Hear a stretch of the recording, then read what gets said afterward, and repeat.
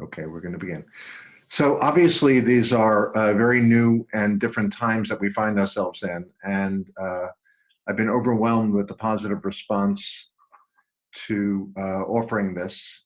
I do need to just double check in the chat, make sure you guys can hear me and see me. So if somebody would type in, Becca, if you would type in just that you're hearing me and seeing me.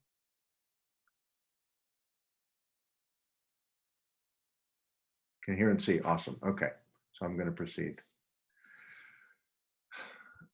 So my intention for today is to give you a bit of a primer on internet PCIT in these times that we find ourselves in. By way of conflict of interest disclosures, I do derive income from training individuals and agencies in PCIT, and we do consulting to PCIT practices regarding internet PCIT. So first and foremost, a huge labeled praise to the PCIT community. Folks have been absolutely amazing. Jason Gent and team PCIT 305 at University of Miami has been amazingly generous with their resources, and I know they're working on some updated resources now. Skylar Bellinger, a colleague at University of Kansas, we've presented together on internet PCIT, and she has some amazing handouts that were in the links that you had. They kind of look like this, and they're really cool. Any information you need from me afterwards in terms of links and handouts, by all means, email us. Jamie Furr, John Comer, and the folks at FIU's Mental Health Technology Lab have been great sharing, and APA keeps putting out new stuff for us, among other resources. So I did this first webinar on Monday, today's Wednesday, and believe it or not, I've had to update the slides for accuracy just between Monday and today.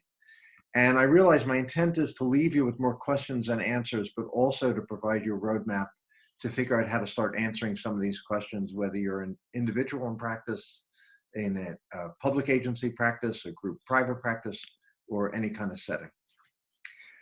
This is definitely a clinician's primer, but in order to be confident using this, we do need to know a little bit about the research. So really quickly, we know that there's strong evidence for high patient satisfaction using behavioral telehealth.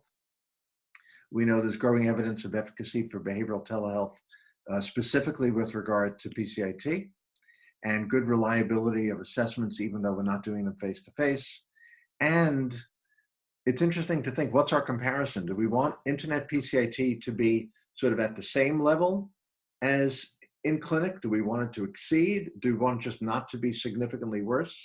I'll talk with you now about what research there is, but a friend and colleague at Yale who tested a parent-only anxiety intervention, his statistical model was a non-inferiority model, just to show that it's not worse than exposure and response prevention, and that's one comparison. One comparator. So the study that we all refer to that put internet PCIT on the map was Comer et al.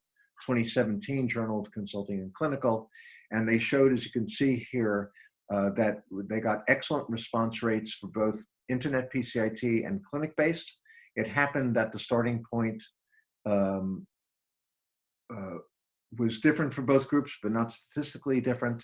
But the excellent responders post-treatment and follow-up were high and significant in both groups. In terms of the percent of folks who were free of a principal diagnosis, very high in both groups and sustained over time. And fascinatingly, I think, the percent of families that were excellent responders was significantly higher in the internet group compared to the in-clinic group. So if this is your in-clinic excellent responder rate, and you get this with internet PCIT, it's a no-brainer that you're on solid ground to do it. Here they got significantly higher excellent responder rate in the internet group.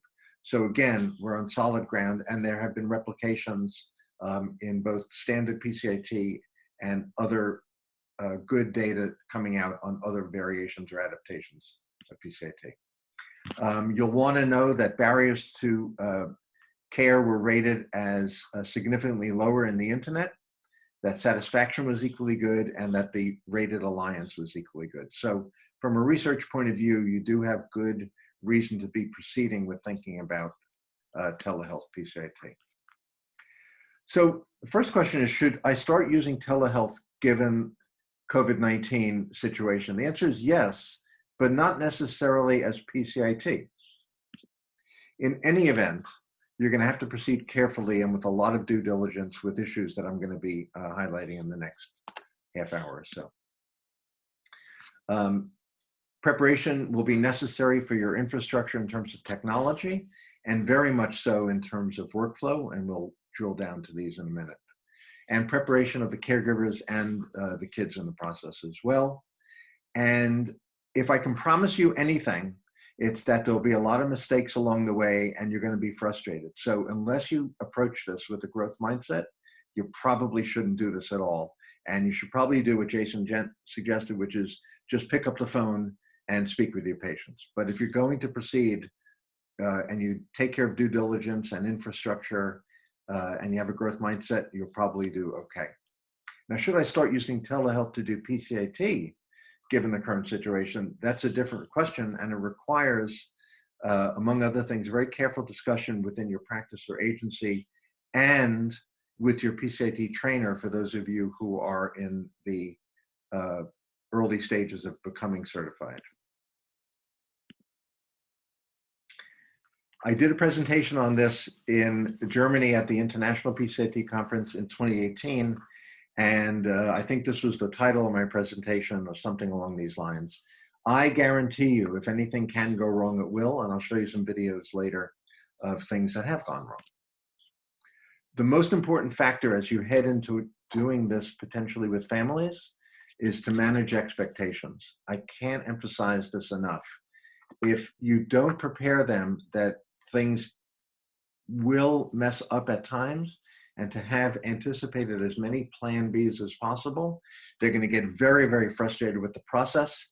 I have a very painful memory of sitting at this very desk when I was doing a home session with a family on Long Island. I live in another county in New York, and the mother ended up saying to me something like, "This is really fucking frustrating." And I tried as best I could to empathize. But the technology for an untreated adult with ADHD can be overwhelming. So it's really important to manage expectations. So you're going to need to think through, would I do internet PCIT with existing cases? Would I attempt to do it with new cases? There are different implications for which cases you choose to do it with.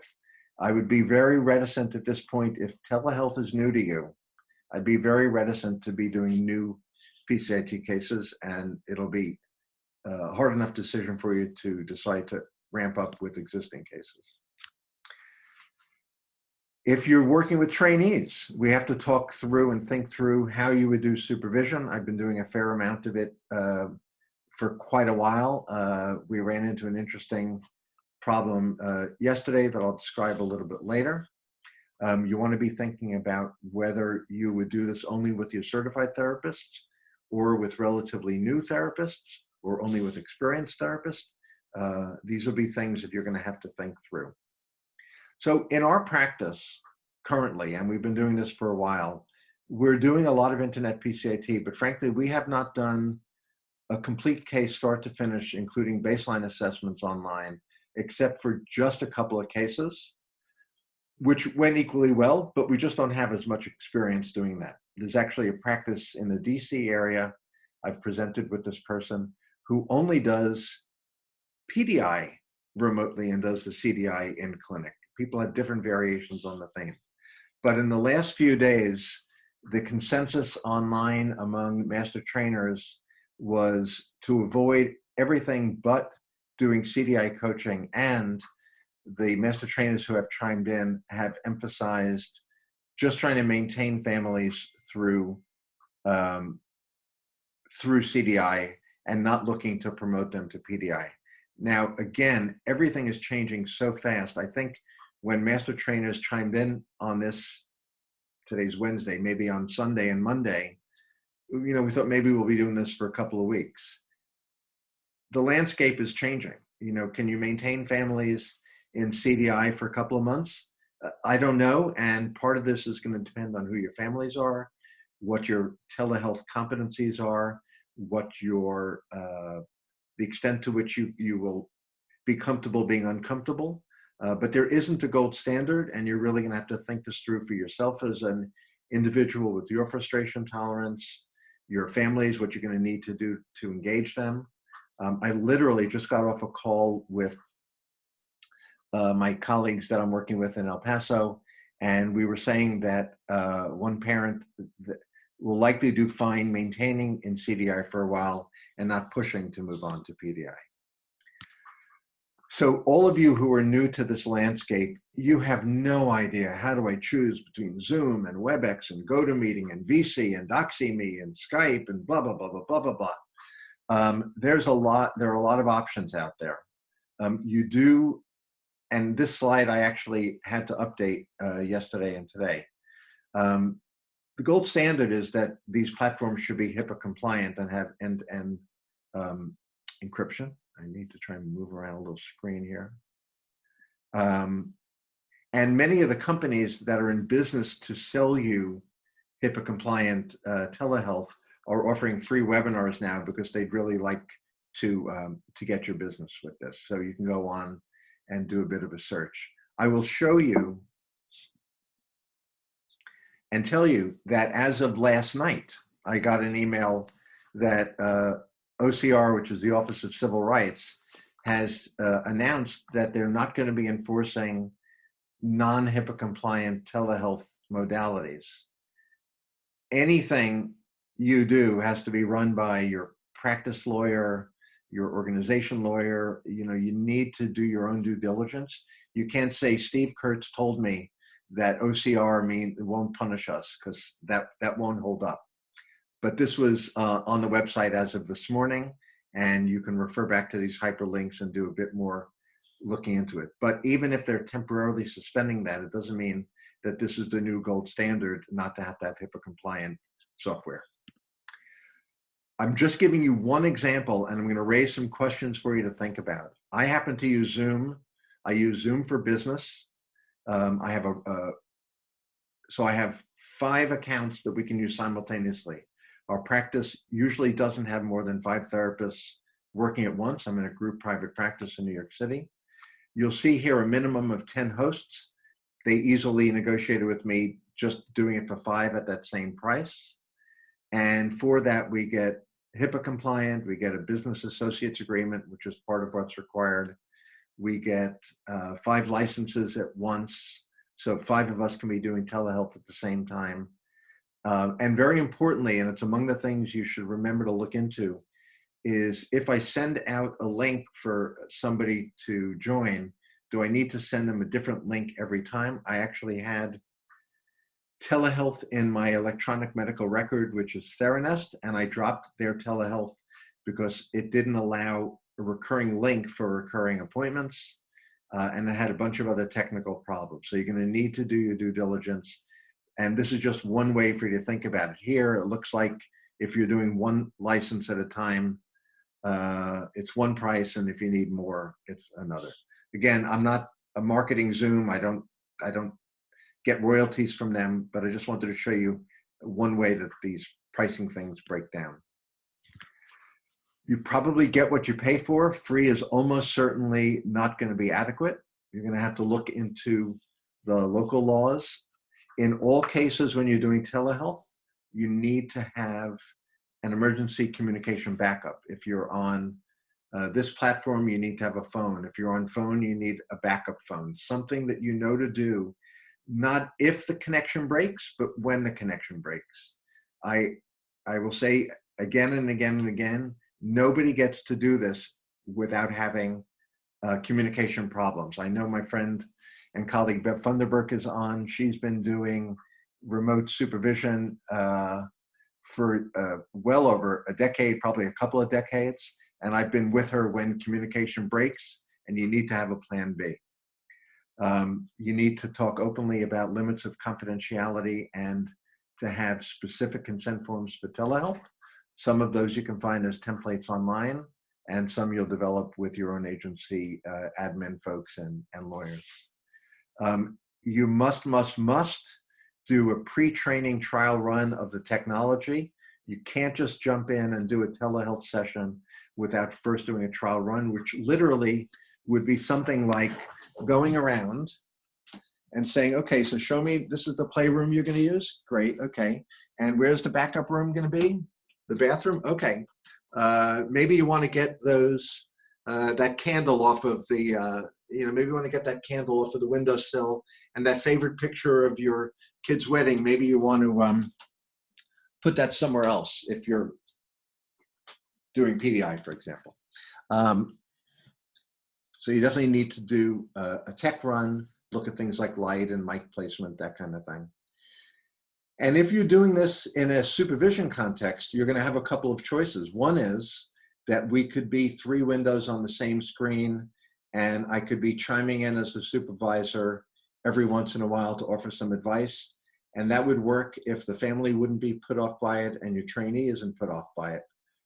But you also may need to find an arrangement where the family won't hear you and see you.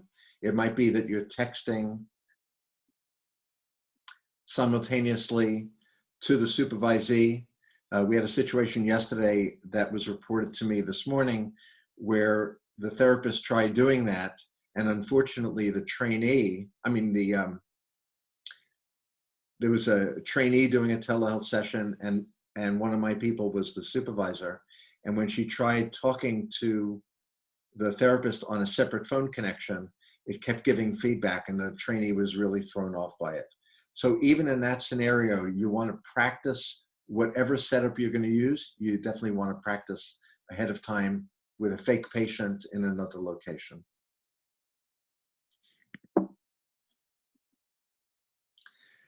It's very important for you to remember that all of the rules around telehealth, first of all, they're changing constantly. We started this at 1 o'clock and they probably changed already in your area. But rules vary by discipline, they vary by state, they vary in these emergency times, and there's no substitute for you doing your due diligence. APA has some excellent telepsychology practice guidelines. Other disciplines, I'm sure, have them as well. And I put the link here for that waiver of HIPAA compliance that went live only last night. So other considerations, you want to be carefully managing and aware of who else is watching, just so you know what's what. The headset that the caregivers use should be wireless and should have the microphone attached. In Jason Gent's video that he put online for us all to benefit from, he actually had the resources to be giving families the iPads and the actual headpiece that they were using. But for me, a typical device like this, which is a Jabra headphone and microphone, about 15 bucks or something like that, works fine. But you want to make sure that this baby is fully charged, because if you're halfway through the session, you're coaching an active ignorance CDI, and this loses its charge, then all of a sudden you're talking and they're not hearing you, and that's not going to be very good. You also want to take into account cultural issues and individual issues about how people feel about using telehealth. This week, I had to transition many families to telehealth that weren't doing it previously. And I found that their anxiety about it went down when we just had a 10, 15-minute session just to get used to the whole deal, and not to try and accomplish getting them used to it and doing a therapy session at the same time. One of my favorites was a parent who said, my 15-year-old will absolutely not do this. I said, is he home now? Mom said, yes. I said, great. Go bring the phone to where he is and let's just give it a whirl. Kid gets on the screen like I'm looking at you. And I said, how would you like me to save you 2.5 hours of travel to and from my office? He said, that's cool. I said, good, this is what we do. I'll see you on Monday. And we had a great session the other day. Be aware that if you're on a laptop like I am, or on an iPad, which works really well, that you'll be able to see screen sharing of like the nice PCIT graphs that we use. But if the caregivers are watching on a phone, everything is going to be really tiny, and you're going to need to really expand from your source for them to see anything that you might be holding up. So I'm assuming some of you are watching this on a phone, and if I do this, you're probably not seeing it very clearly. I would need to really zoom in so that you could see secure online meeting space. So again, there's no substitute for doing your test run. And many people who do telehealth like to have one of these relatively inexpensive, flexible things that you attach to a desk or a chair so that you can easily manipulate the angle and just get your best shot. Word to the wise, before you execute a telehealth call, to close all other programs on your computer, especially those that have protected health information. The last thing you want is your Outlook coming up and revealing the emails of 15 of your clients. Camera placement is important, and you really just want to experiment and get the best view you can, knowing ahead of time that the treatment we're talking about is PCIT, which means the kid is going to elope and get off camera. So planning for that. It's very helpful. I know when we do PCIT, because we do it with Fidelity, we have our manual with us so we can go through a Fidelity checklist. It's very helpful for the family to know ahead of time what you're going to do. We're going to do a check-in, then I'm going to code you and coach you, then I'm going to swap you out, then we're going to do our debrief and plan for the coming week. So this would be a typical session flow. If you're doing the ECB and protecting and acknowledging the appropriate copyright, then you're needing to get on PAR Resources, a company that owns the ECB, and working with their electronic version of this. It is cumbersome, but the alternative is you sitting there with your pink and white sheet and taking it as a phone screen. Anything else acknowledging is violating their copyright considerations.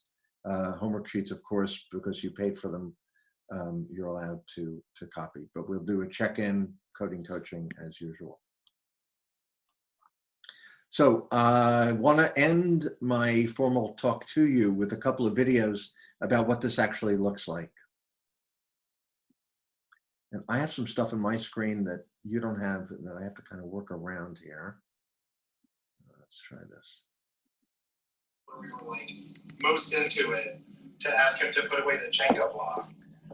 And he sort of whined and resisted because he wanted to continue playing. But as he was whining and resisting, he like got up, went across the room, started putting them in the. So just to set the scene, this is a two-dad family that I was working with, and this is my check-in. The place that they're going to be playing is on the floor between the two dads. And when I'm getting to that part of the session, I have them lower the camera angle so I can actually see the play. Box, put them in the box. I didn't respond at all. And he just did it. And then we went back to playing. And he was just like wonderful at it. Yeah, I would also say we're seeing I'm starting to see more generalizable compliance with direction. So my experience of this kind of check-in is that it's with no loss of fidelity. I feel like I know what they're telling me. I can hear them clearly. I can see them clearly. I'm getting updated, and it flows for me pretty smooth. Most into it. This is an example of a PDI session.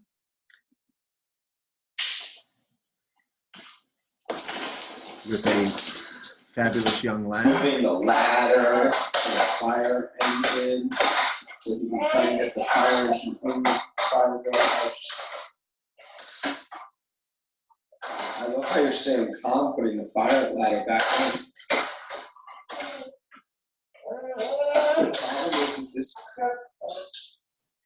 You are putting a fireman in a police helicopter.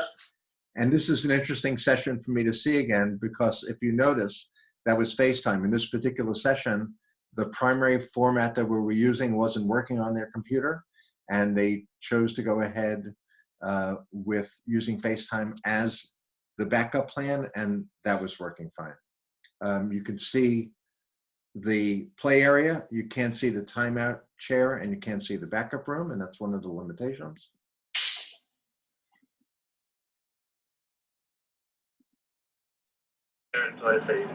Awesome.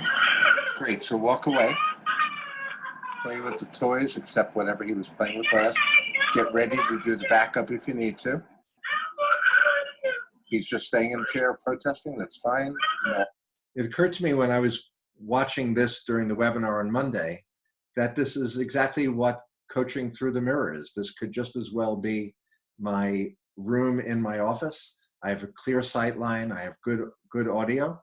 But later in this timeout, the kid elopes, and then I have to rely on dad having this earpiece to both hear him and see him. But it's as if I'm blind and I can't see what's going on. So you have to rely heavily on your audio senses. Contact, no talking contact.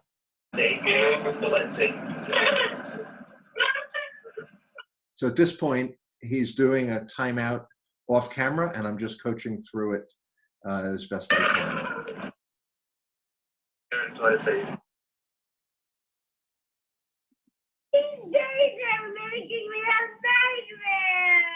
Just ignore and bring him down without talking. Again, I could show you easily the tapes of the sessions that went fine from start to finish, but this is my reality. This is the video feed failed, and I'm now audio only, but am successfully able to navigate. So as you anticipate and contemplate moving over to telehealth, you got to say, would I be comfortable with this? And would I be comfortable with my trainee doing this? And there's no straight answer.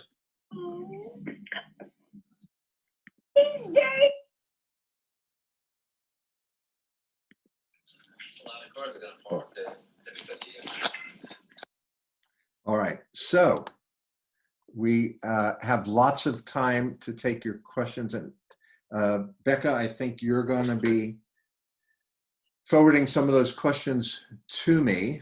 I do want to put in one plug. Making lemonades out of lemon. We have been organizing for the better part of a year the third Northeast Regional PCIT Conference, which was scheduled to happen on April 3rd. We will now be completely 100% online, both in terms of presenters and attendees.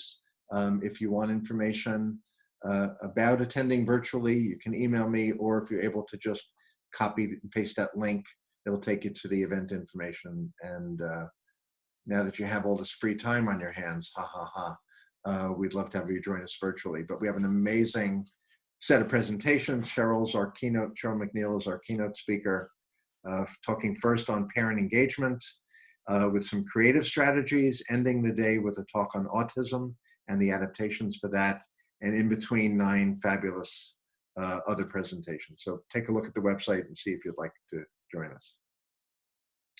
With that, Becca, if you would throw to me some questions, that would be awesome.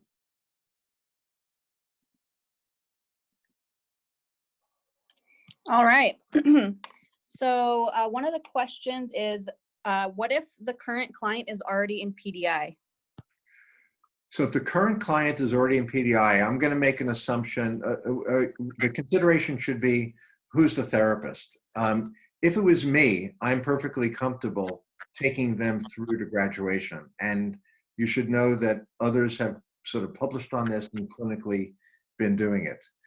But if I had a family that all of a sudden had to move to telehealth PDI, among the things I'd want to know is, where are we on the ladder? So many of you know Cheryl McNeil's ladder, and you may need to scale back and get to an earlier phase of PDI. You know, is the kid acknowledging and able to respect timeout rules, or are half the timeouts still going to PDI, to the backup room?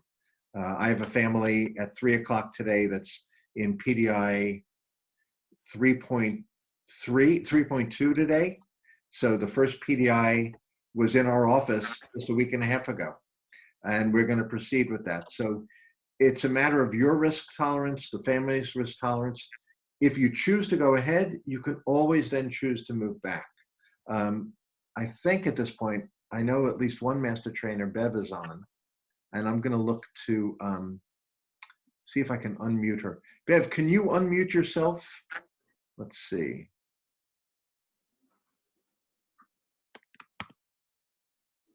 I can unmute you. Bev, I'm so happy to have you with us. Can you chime in how you're thinking about that?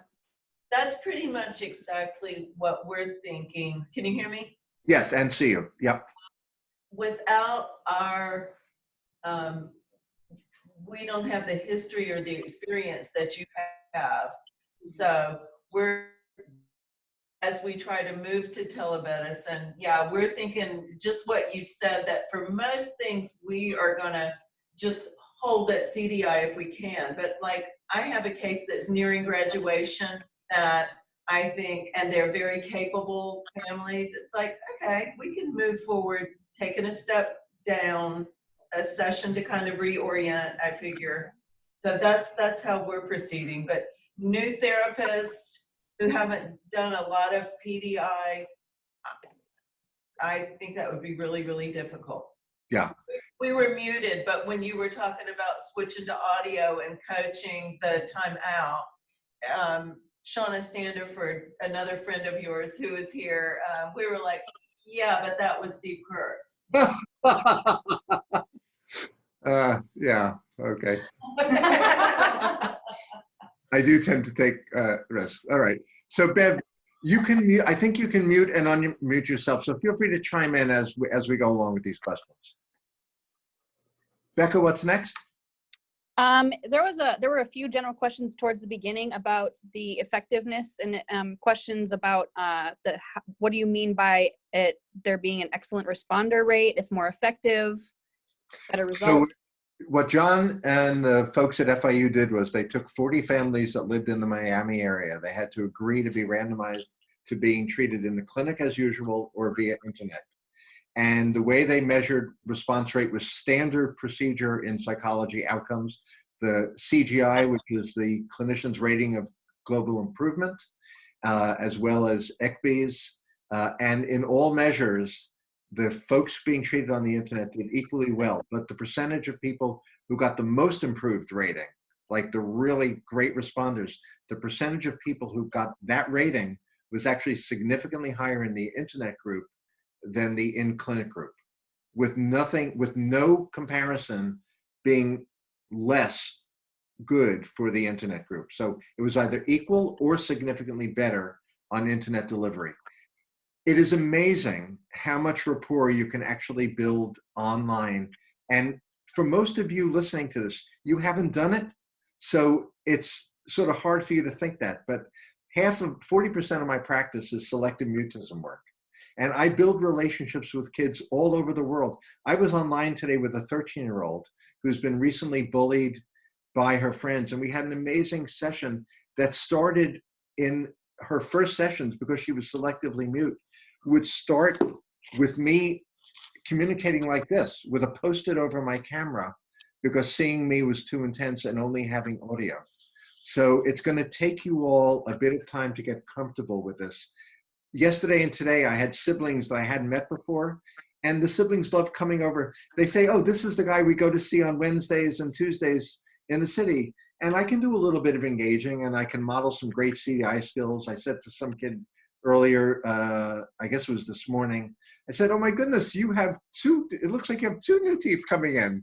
That's fabulous. I guess you've lost a bunch. Oh yeah, I lost 6. You lost 6, that's great. You know, and so it can be done. And it's just gonna be a new learning curve for a lot of you, but it can be done. Awesome. How do you administer the ECB? The only 2 ways you have to administer the ECB without violating PAR's copyright rules are to do the online version through their internet site, or to take it by phone and enter it on a pink and white sheet of paper. Great. How do you keep the technology? And it's best to get that earlier in the day, so that by the time you're on, you can actually have scored that and looked at it. And in clinic, like as I speak now, there's one of my therapists in the office seeing a patient. We've asked them to do all their paperwork ahead of time, so that we minimize the exchange of germs and virus possibilities by touching each other's pens, and by the amount of face-to-face time in the clinic. So the family's going right into the playroom, the therapist is going, and they're working creatively to minimize risk even in the face-to-face. Great. Bev,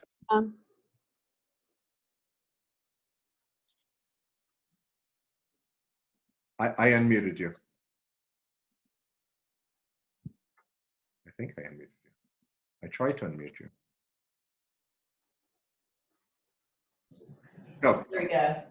I don't want to say a policy statement on weekly ECBs or anything of that nature, but I do want to say that these are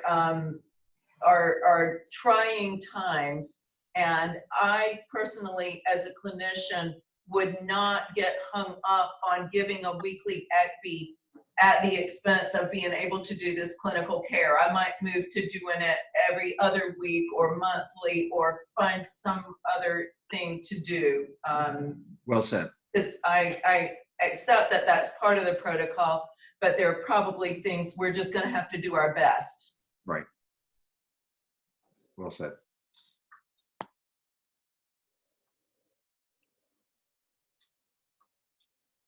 Okay, moving on. All right, how do you keep the technology out of a child's reach? Do you recommend mounting the webcam or a certain way to explain it to the child? Three very good questions. First of all, I am really big on transparency. That being said, kids will get frustrated. In addition to perhaps if they're very young, being hyperactive and impulsive, may mess with the technology. I had a non-PCIT case yesterday where the kid took the phone and said, if you don't shut up, I'm going to throw it out the window. So it will happen. You'll lose the signal. But I think being transparent, using good CDI skills where you can, and proper mounting should help eliminate some of that. I have yet to have any of my families get that wand that I showed you, but you can go on Amazon and write flexible mount for iPhone, and for relatively inexpensive, although Amazon may not be delivering or something, I don't know.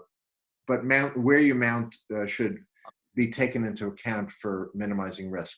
The other thing is that if you have the phone or the iPad set up before you bring the child in, rather than bringing the child in and then first attempting to set up the camera, that will make a difference probably in how much the kid interferes with the process.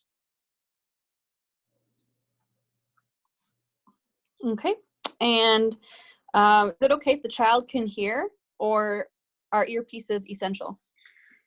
I think earpieces are greatly preferred. I have done a lot of in-room coaching, and I will say in my work with selective mutism, I don't make any attempt whatsoever to be a whispering kind of coach. But my first years doing PCIT back in the last millennium, before I had my own one-way mirrors, I see Bev smiling. You remember those days, Bev. I did over-the-shoulder coaching, and kids heard what I said. But we're so supportive, and we're so clear and so non-judgmental that even if they hear us, it's okay. But this is the preferred technology, having a headset that also has a microphone. Yeah, there are a lot of questions about people asking specifically what kind of earpieces and technology that you would recommend. They are so varied, and it really doesn't make a difference. These are inexpensive devices. So whether you use, if you look at Jason Gent's PDF that I forwarded to you all, he has something that looks like the secretary's kind of full headset with a full mic that comes around. I happen to like more discreet. So this is a Jabra. It's both a microphone and an earpiece. So I just happen to like more discreet. But you want more than just an ear pod that's giving you the audio. You want it to also have a microphone, because when they step away from the source, whether it's the iPhone or the iPad or your HP, whatever, because they're doing a timeout or whatever, you're going to lose, the Bluetooth won't go that far. So headpiece is preferred. Okay, what are the logistics of giving coaching live between the trainer and trainee?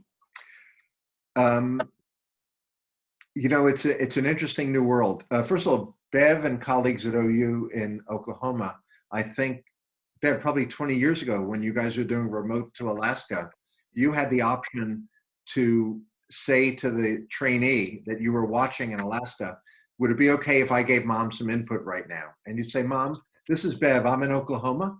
I want to give you some ideas of what to do. How about if you just turn your back away and start playing with the Legos while he's having difficulty engaging or anything? So there's that level of coaching. Another level of coaching is trying, while I'm on this modality watching, I could be texting. So some of you have been texting me because you have my cell number. I could be texting back, try a little bit more high order coaching. Maybe you should swap out the toys. I would make the decision clinically based on how much I thought it was going to interfere with their process and how much I thought it was going to kind of throw off their rhythm. But I tend to be an active coach, and I like to insert myself earlier so that when I do, it's no surprise. Okay. And with the current situation of many sites closing, do people need to have a face-to-face meeting with the parents before trying this? In the current situation, do people need a face-to-face meeting before trying it? Well, if you're new to this technology, I can't imagine you're going to be starting new PCIT cases with this. If it's an existing case, I don't think you need a face-to-face meeting before going to telehealth. What I have done, I would say, I'd say 20% of my practice was skittish. 20% of the people that I invited to do telehealth in the last couple of weeks were skittish about it. And the very first thing I did when they sent me the email saying, I don't know if this will work for us, is I just quickly scheduled a testing session. I will admit that we lost one PCIT family yesterday, and it pains me because I had two families start, I guess, I don't know, 6-8 weeks ago at exactly the same day. Intake the same day, DPICS the same day, CDI teacher the same day. And one is on CDI 3.2 this afternoon, and the other was supposed to be right after them. I'm PDI 3.2. And the other is like in PDI 3 point something, 4 kids, and just overwhelmed, not so much with telehealth, but just the whole situation. So I just think it varies clinically, but there's no way I would require a face-to-face meeting before doing this. More likely you just want to do a test session and see how they feel when they actually do it. I saw somebody asked about the conference coming up. If you, I can't right now upload the link to you, but if you just email me, I'll be more than happy to send you the link for the conference. And my plan was to send out whatever information you want, just email us. And we're going to send out a link about the conference to everybody who registered anyway. Great. Also, are there extra safety precautions that you would recommend when you're, especially if someone's moving to PDI? There definitely are extra safety precautions, which is to do what you do on page 89, bullet point 3.2, I'm guessing page 89. But after, when you're doing your PDI teach, it says, okay, so you've just told them to hand you the blue crayon. What might he do? And the parent says, he might throw it across the room. He might throw it across the room. We're going to call that non-compliance. And we go through variations on what might happen. So I would just anticipate what's the range of things that ever have happened and how might we want to handle it? And what would be the stopping point? So just trying to anticipate as many of those as you can. Great. Would you and can you and how would you conduct an outing session? I have, and the way you do it is they would need to be on a smartphone of some type, and they're Bluetooth connected. If it's they're holding the phone like this and they're walking around doing their public outing. It's fun, it's creative. Remember, by the time you're doing public behavior, the parents' skills are at least 75% effective commands with 75% effective follow through. The child is tolerating timeouts. They've already done house rules, so they're equipped to handle immediate timeouts with a warning. So before they do public behavior, that stuff should be underway. Not underway. That stuff should already have been accomplished. Bev, do you have any other thoughts? You know, it's sort of weird to be on the fly trying to answer this. I wonder if you have any other thoughts about that?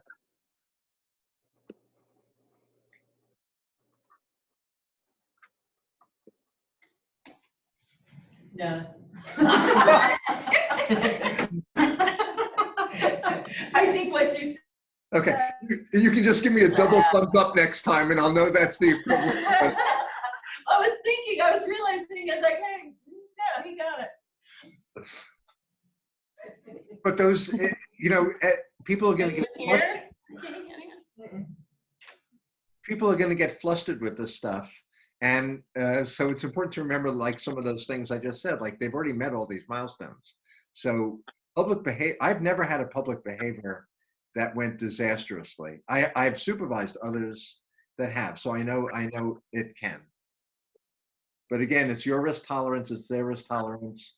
It's a discussion about, you know, we're doing the best we can under trying times. Great. The next one is, can you do CDI coaching without having a wireless headset? And I know you kind of talked about this, but I'm thinking that people are really wanting to know if it's okay and how to do it. Yeah, the risk you take if you do it without wireless is either you're talking about doing it with no headset or you're talking about doing it with a wired headset. If you do a wired headset connected to a device, then you should expect the kid to accidentally or on purpose pull said headset, causing ear pain in said parent's head and then causing anger and response and a coercive cycle. Don't want that.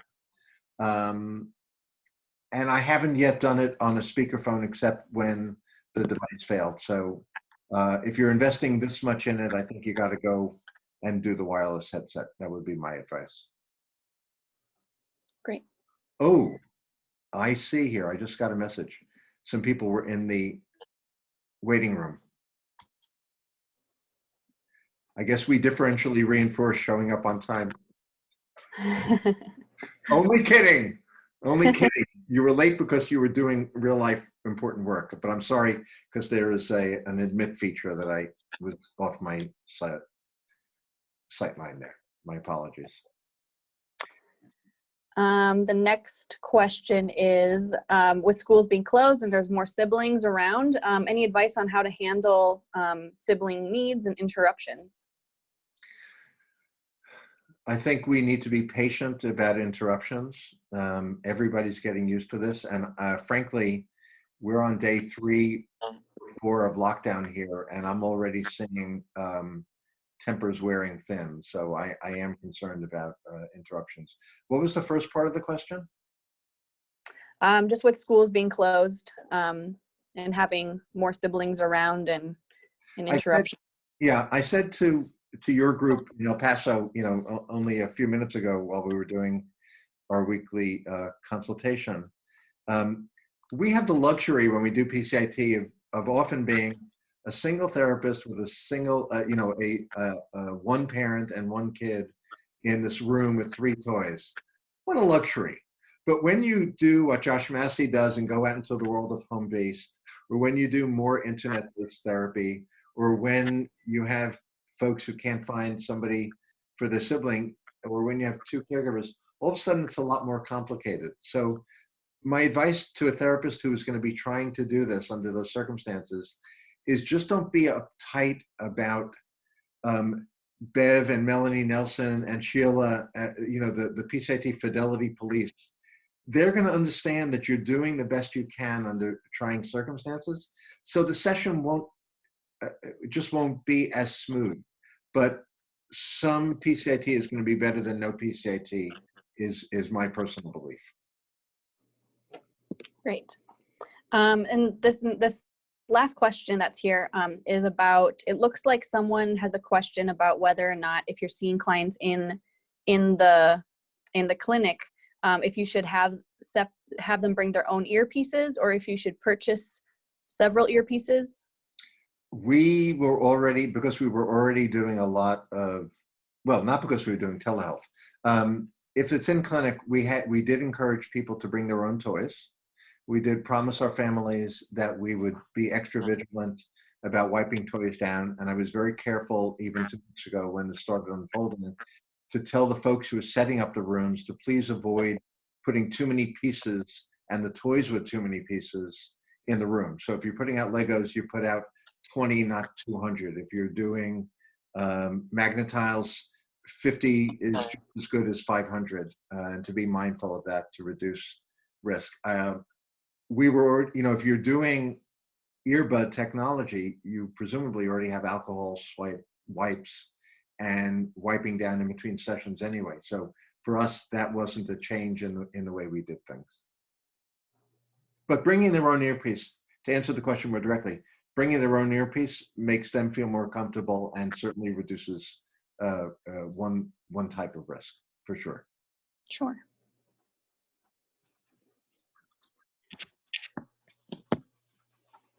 And my thanks to whoever uploaded our link for the conference in your in the chat.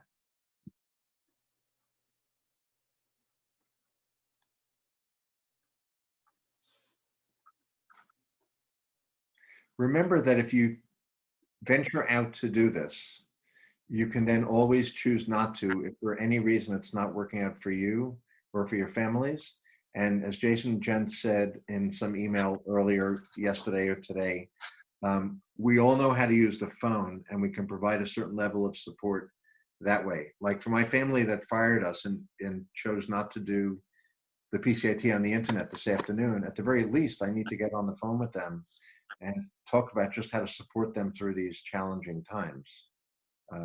But it's okay to do your due diligence with this and venture out and then decide for a given family or for your practice, it's not for you.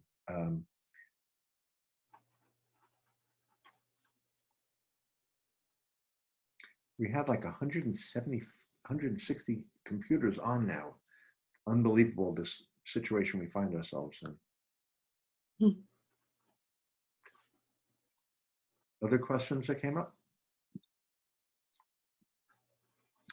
That was just about it, unless anybody else types one in now. Okay.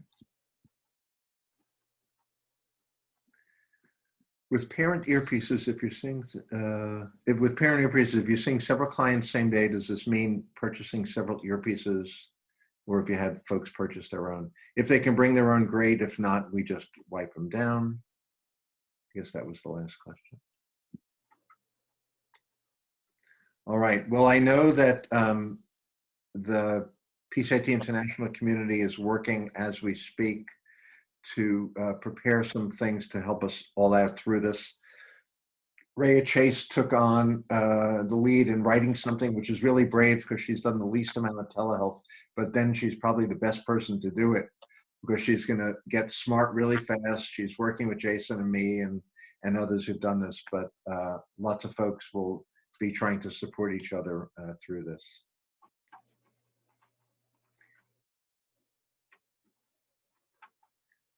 Okay, I guess I'll take your leave, and as the days and weeks and who knows what else goes forward, we're hoping everybody stays safe.